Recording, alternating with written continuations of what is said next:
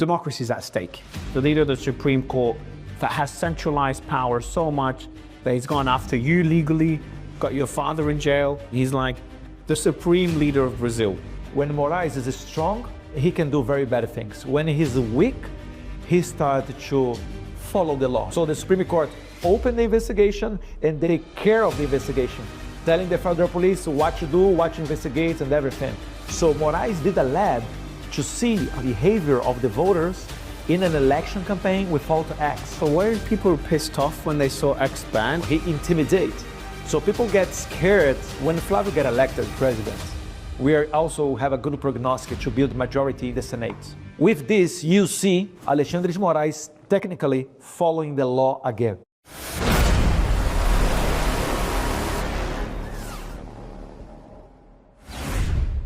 How are you, Eduardo? I'm good. The things with my father is not the same way, but I'm happy that I'm free, and I have my family living with me there in the US. I am.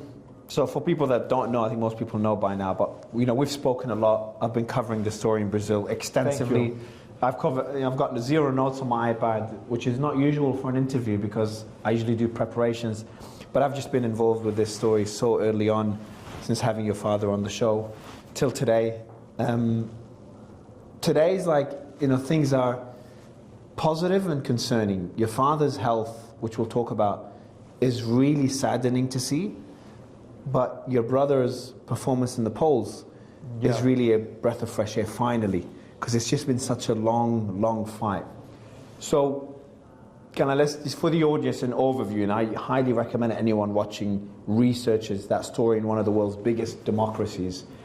The democracy is at stake, if we can even call it a democracy. And Eduardo's father, Jair Bolsonaro, who was the president, a very, very popular man, is right now in jail and has been for a while. So the first question I have for you, and that's a heartbreaking answer, is how is he? I saw the story going viral. It just looks worrying. How's his health? How's his spirits? Since the beginning, we, the family, and also his lawyers, we are asking for house arrest. That he would never be in jail because he's not involved with corruption, with drug cartels, or murdering, or whatever, laundering money. It's nothing of that. He's convicted for 27 years in jail because attempted coup d'etat. In a moment that he was in Disney World, it was January 8th of 2023.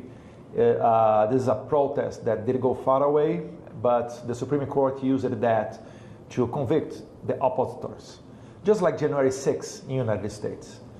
But we are always asking for house arrests because the problem that my father has is still consequences of the stabbing that he suffered in the 2018 campaign, when a former member of the Socialist and Liberty Party stabbed him with a knife and twisted a little bit inside of his belly, and the knife came into his body 15 centimeters, and he literally almost died.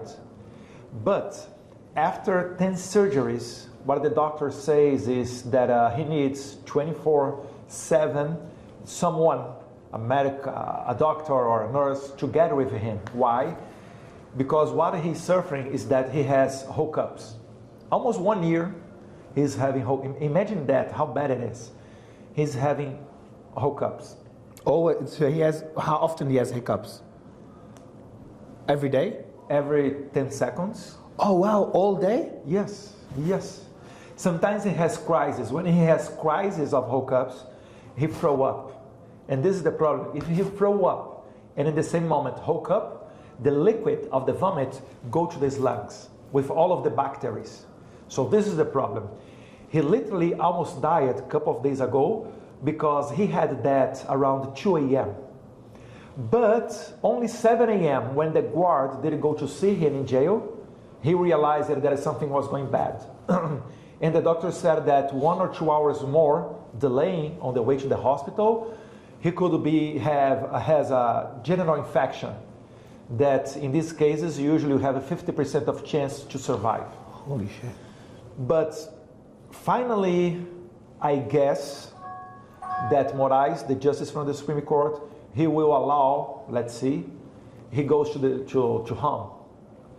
Because Moraes now is in the center of a huge political scandal And that's in the Brazil. Supreme Court justice, pretty much the leader of the Supreme Court that has centralized power so much that he's gone after you legally, got your father in jail, he's gone after journalists, gone after me, attacked Elon, Trump attacked him back. So he's like, I see him at least, my opinion, he's like the supreme leader of Brazil. One of our spaces, we have to remind, 1 or 2 years ago, the spaces that we did, it was in the reports of the federal police in Brazil. How crazy is that? And we did it X Space a couple of years ago, and it was in a federal police report or investigation into me and Elon, because we had journalists on the space that were censored in Brazil.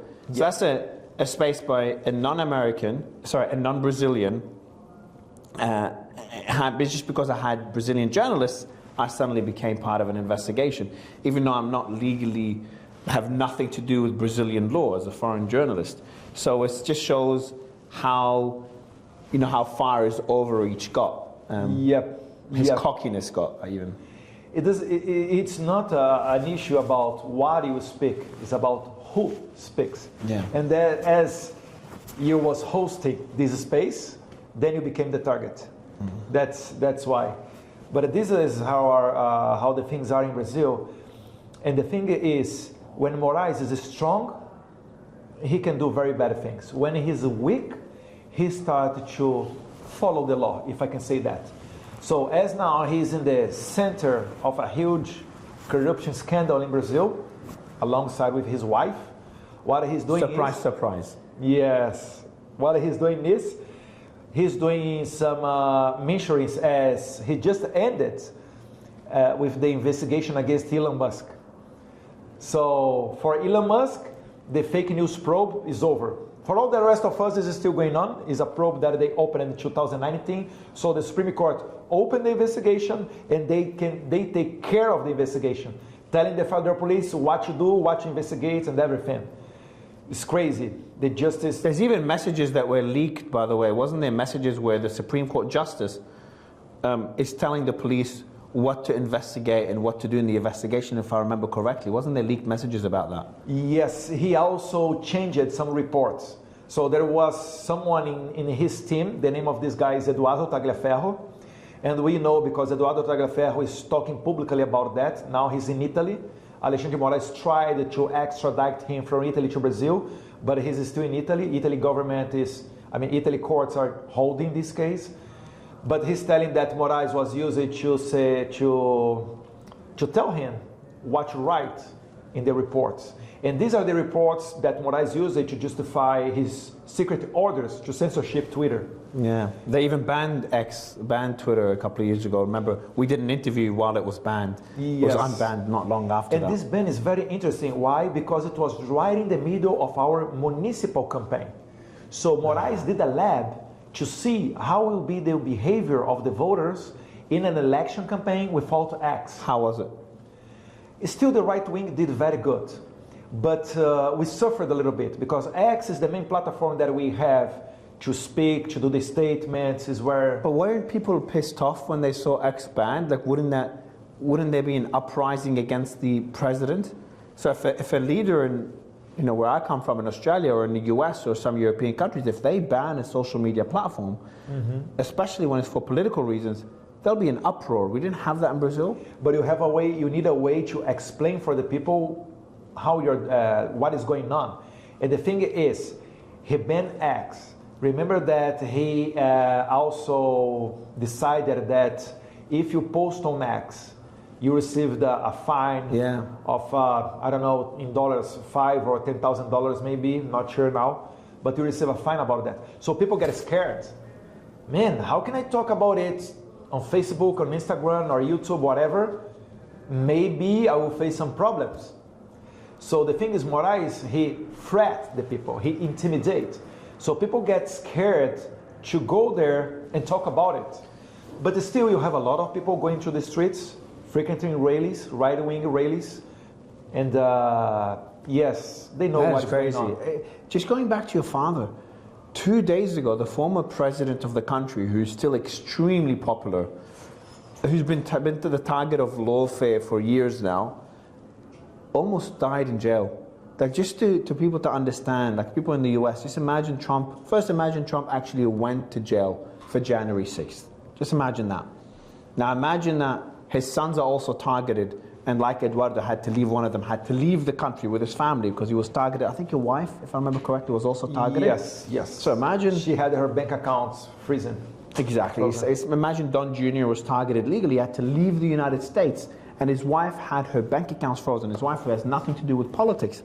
And then imagine Trump then goes to jail, and in jail he has a sickness because when he got shot, that you remember the day he got shot in the ear in Butler, imagine that scraped his neck, for example. He has a medical condition, and that medical condition almost got him killed in the US. If that happens in the US, people would go wild.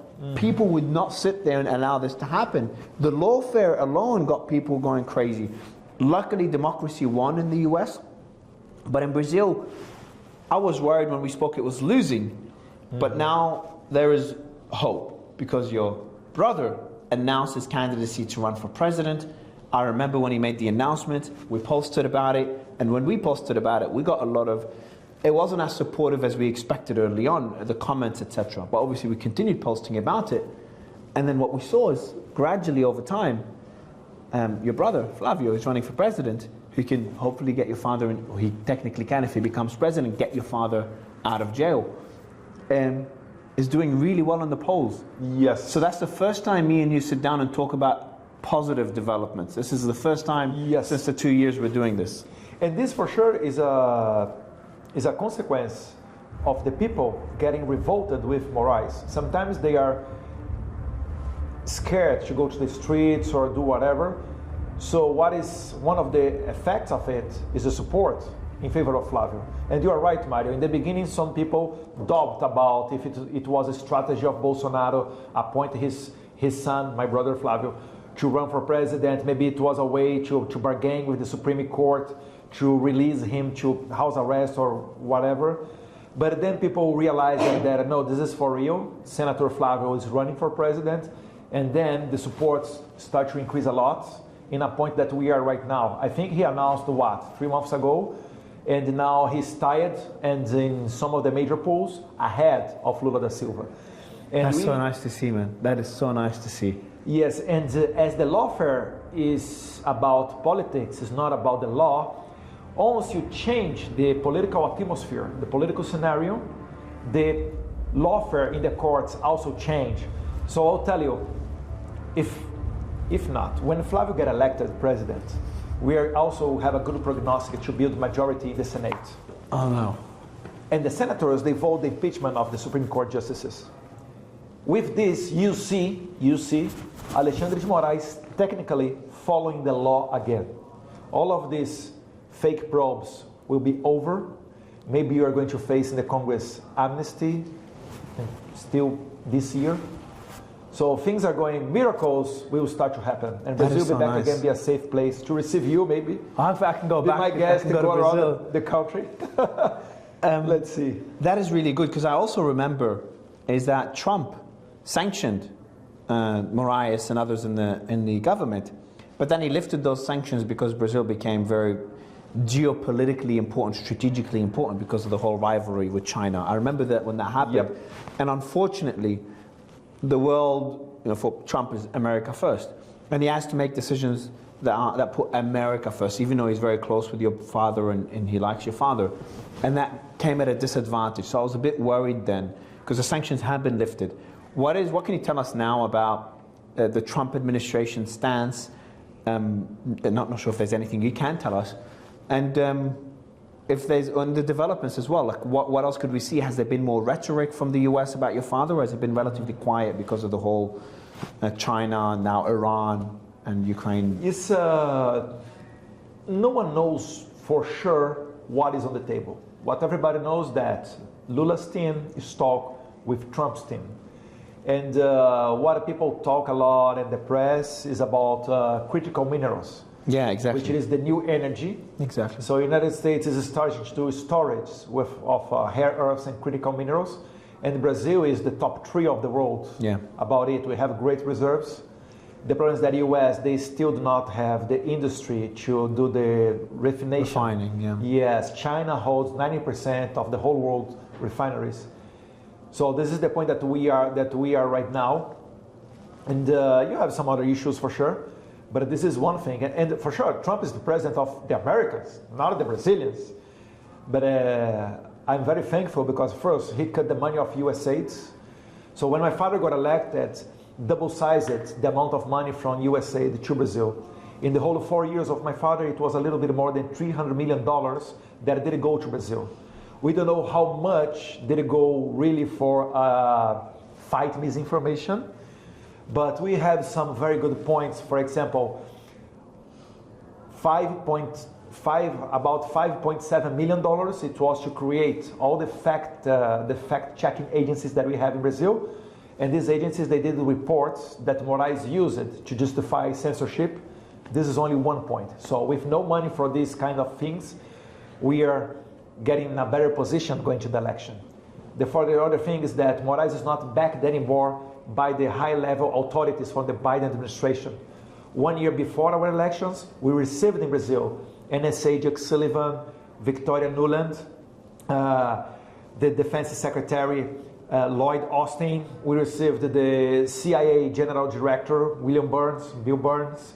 So all of these authorities, as says in the Financial Times, very good article talking about it, they did go to Brazil basically to threat, to say, look, if you, from the Bolsonaro administration, top generals of the army, if you do not recognize the elections, we are going to sanction you.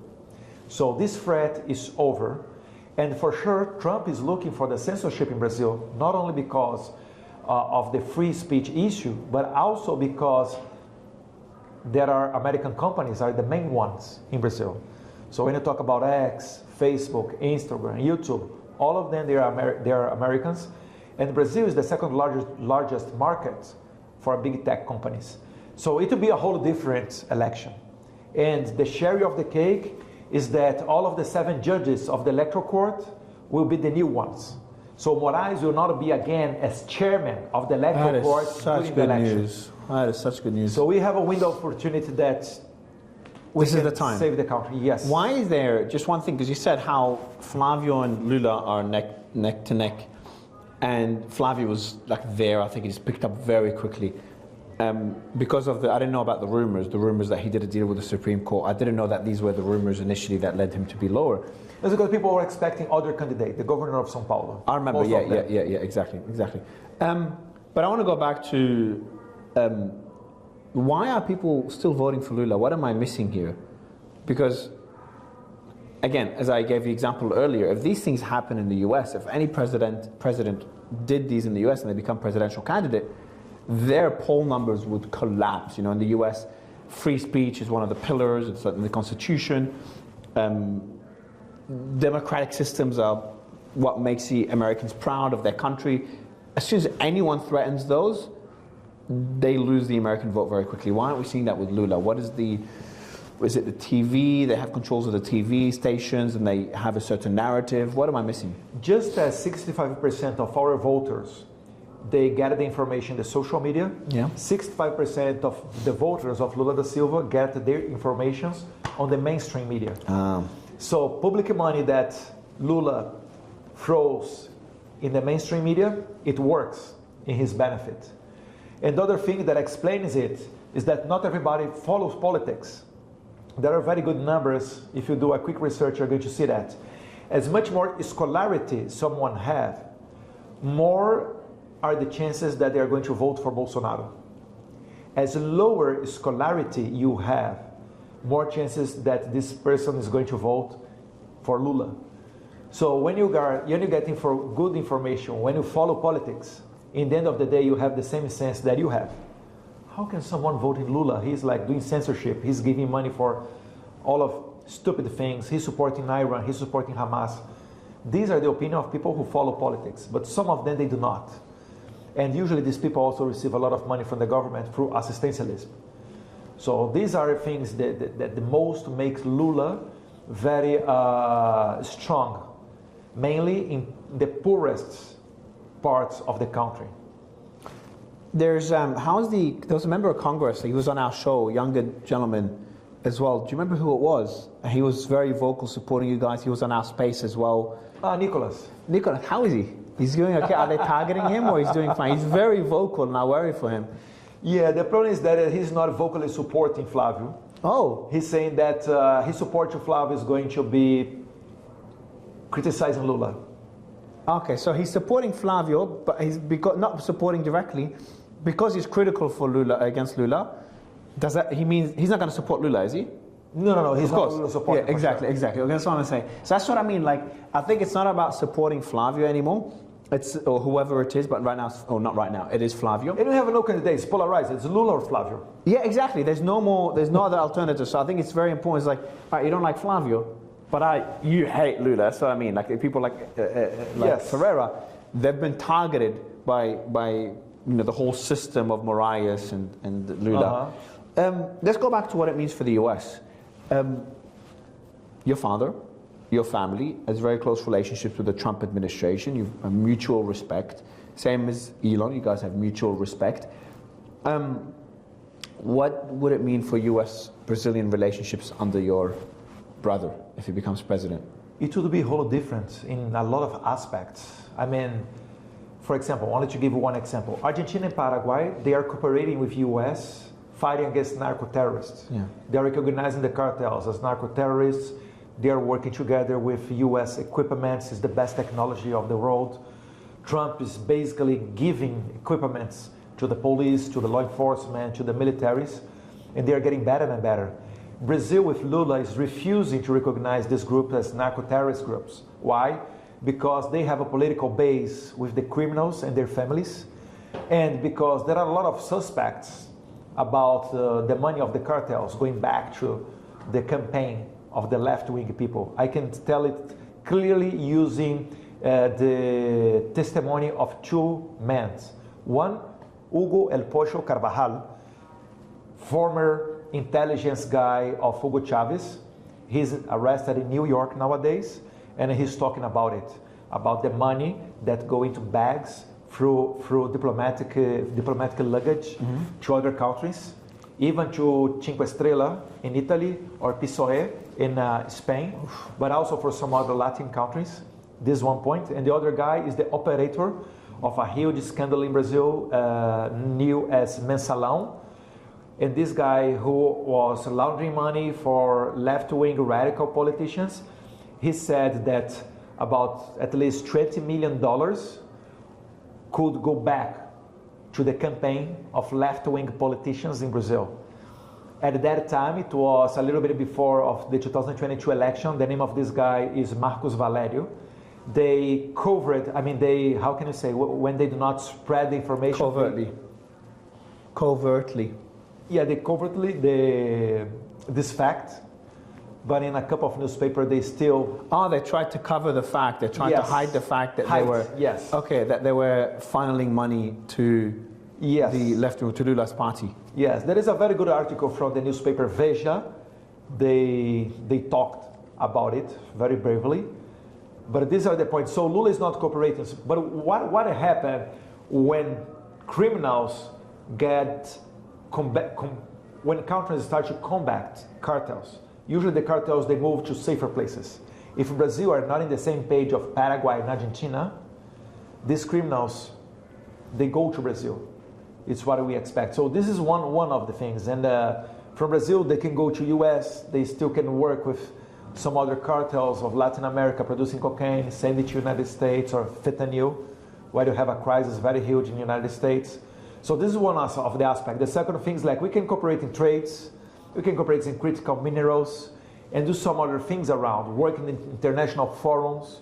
Trump would be stronger having as a partner ally president in Brazil. Yeah. I think the world would be a better place just having democracy flourish in one of the world's biggest democracies. So the elections are going to be later this year.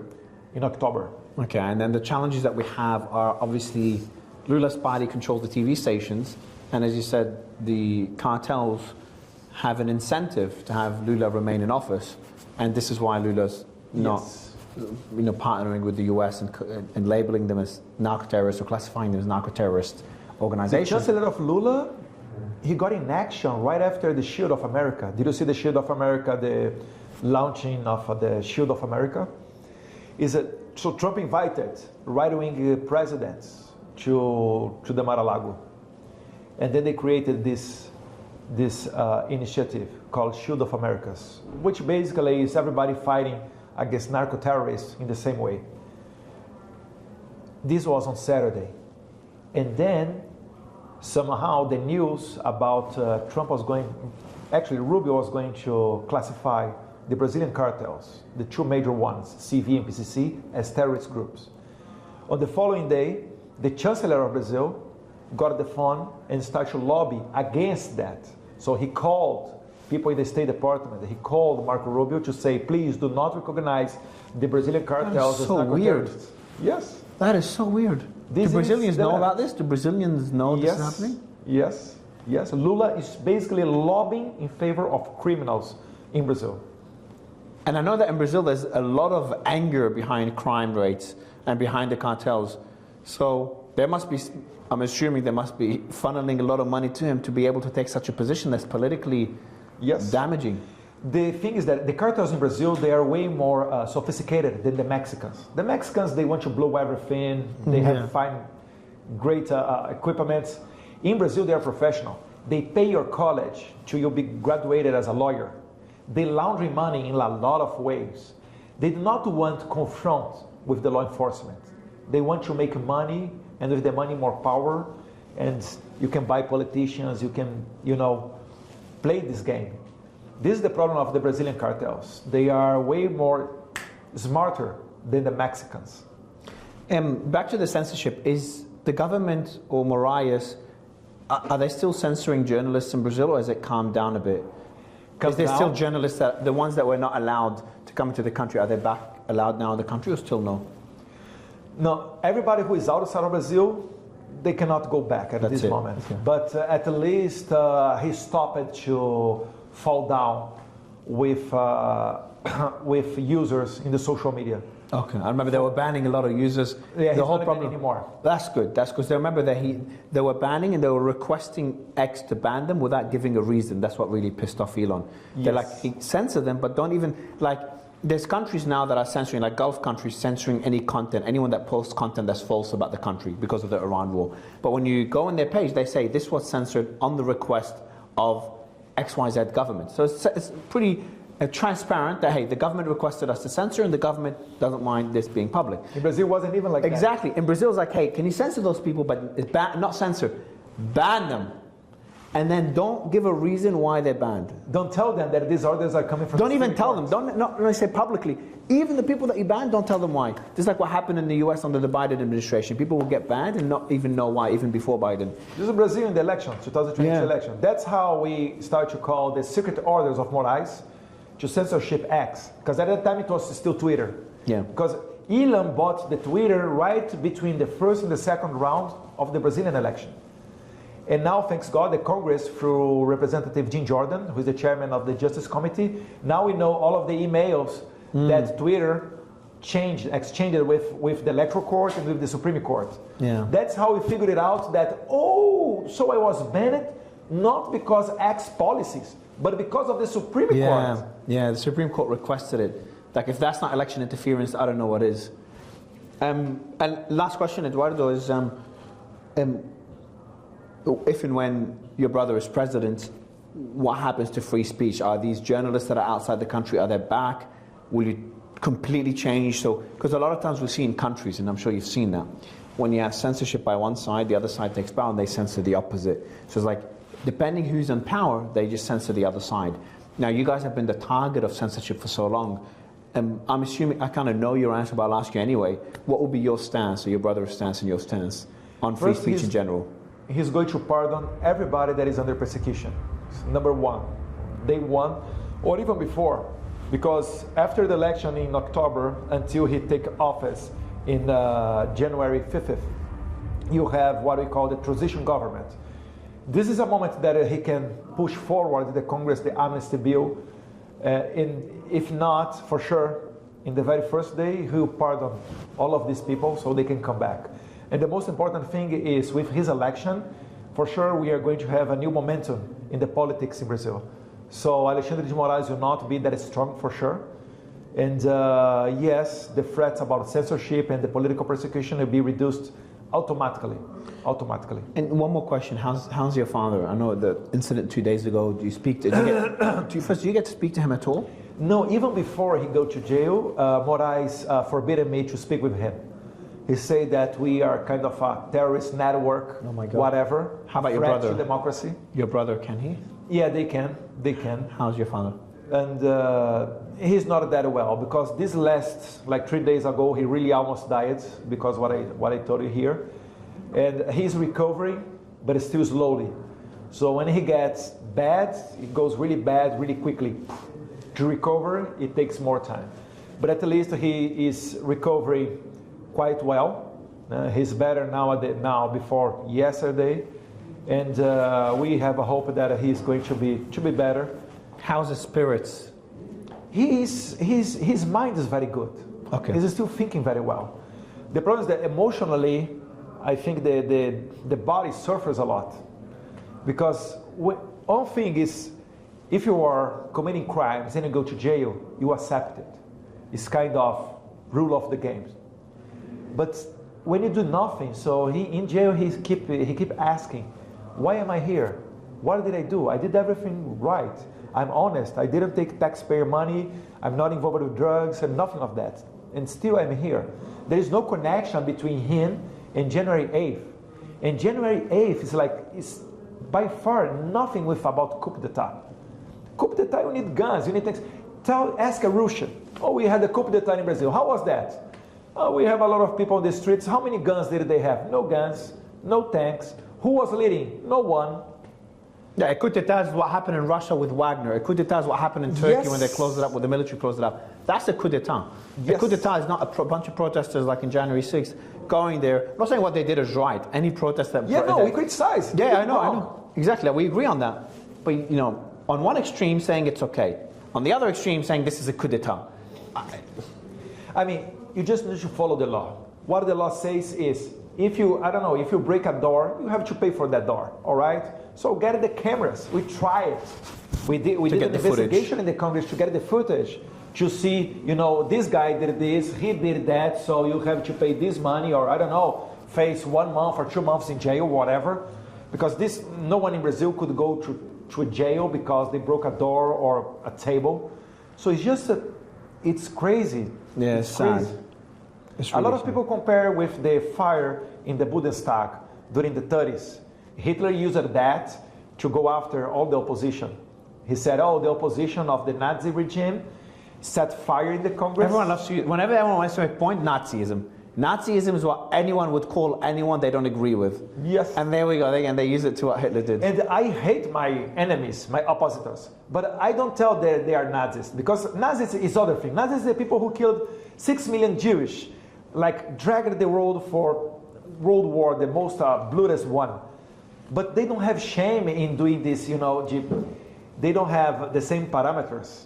It labels the Brazilians, it pretends they're stupid.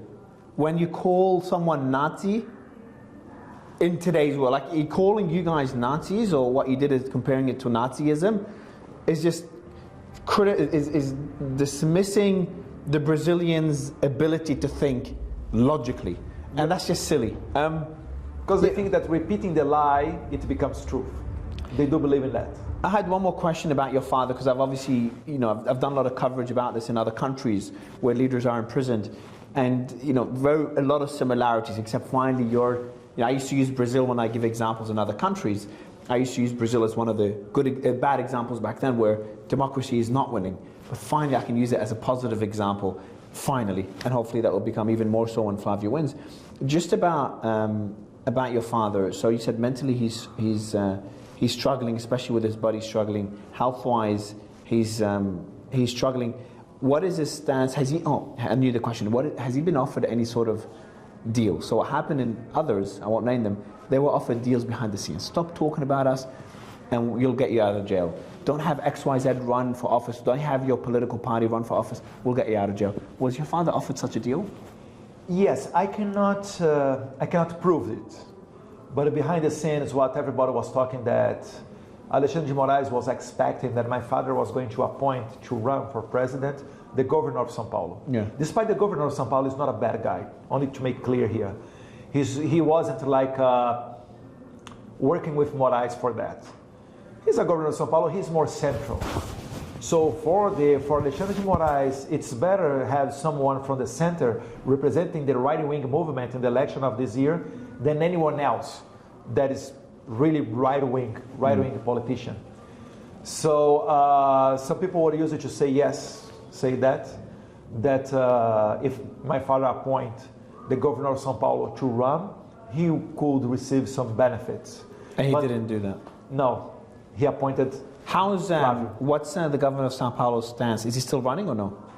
No. It took a couple of weeks, but now he talked with Flavio, and we are all in the same page. Oh, that's good news. This is good news. That's good news. It's like Trump running for presidency and Ron DeSantis running for governor. Yes, this is the picture of Brazil nowadays. That's really Flavio, good. he has a lot of ability. Flavio is very good in this articulation, talking with other politicians, and thanks God, I'm very happy with that too. So Tarcísio is running for governor, Flavio is running for president, and everybody is supporting each other, and this is the way. That's really good news. Well, Eduardo, I'm pretty happy. I'm happy with all these updates. I'm happy how well your brother's doing, and I'm happy that Brazil's heading in the right direction. I'll be so happy because it's just been a tough couple of years seeing what's happened in Brazil, what's happening in Pakistan, what's happened in Romania, what's happening in other European countries. Thank you for covering everything that's going on in Brazil. Thank you. Not at all. It's something that hits close to heart because it's been so long, and I just like your father. He's such a kind, nice person, and it's just sad to see him go through this. But I'm so happy, and hopefully in a few months' time we'll be shaking hands in Brazil and celebrating Flavio's presidency. But Eduardo, always a pleasure to speak to you. Thank you so much, my friend. Thank you very much. Appreciate All it. the best.